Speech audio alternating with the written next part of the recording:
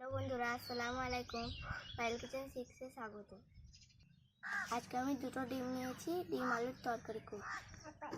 ডিম ভাজার জন্য কড়াইটা আমি চাপিয়ে নিচ্ছি। কড়াই গরম হয়ে গেছে, তার জন্য তেলটা দিয়ে দিচ্ছি।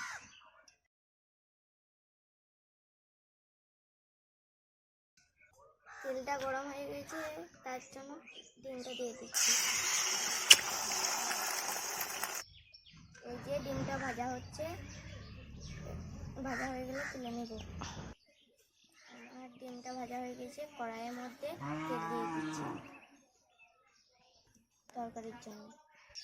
তেলের মধ্যে কালো জিরে দিয়ে দিচ্ছি, এলাচ, লবঙ্গ, দারচিনি দিয়ে দিচ্ছি তেলের মধ্যে, তেজপাতা, কুচি করা পেঁয়াজ দিয়ে দিচ্ছি। পেঁয়াজটা লাল করে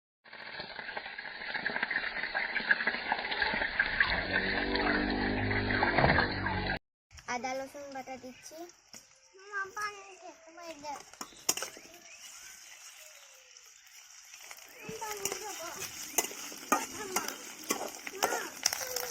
পানি দিচ্ছি, লবণ, হলুদ গুঁড়ো, লঙ্কা গুঁড়ো, ধনে গুঁড়ো, জিরে গুঁড়ো এগুলো কষানোর জন্য দিয়ে দিচ্ছি।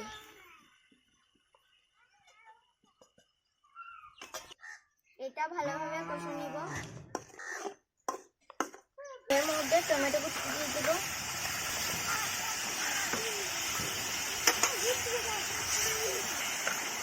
টমেটোটাকে ভালোভাবে কষিয়ে নেব। মশলাটা কষানো হয়ে গেছে, এর মধ্যে আলু দিয়ে দেবো।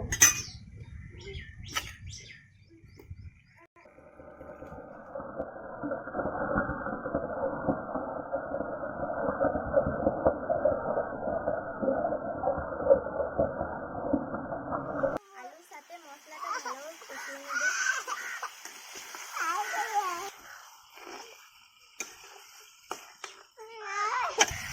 আলুর সাথে মশলাটা ভালোভাবে কষানো হয়ে গেছে, এবার আমি পানি দিয়ে দিচ্ছি।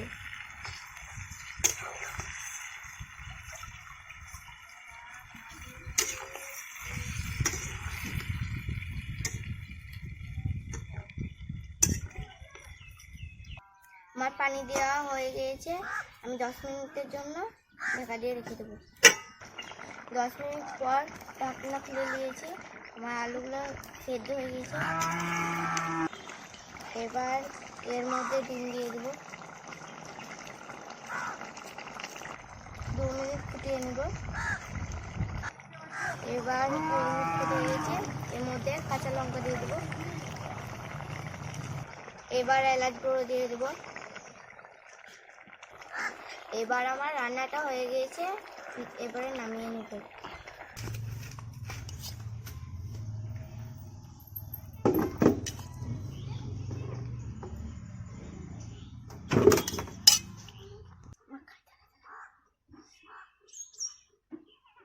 বিসমিল্লাহ।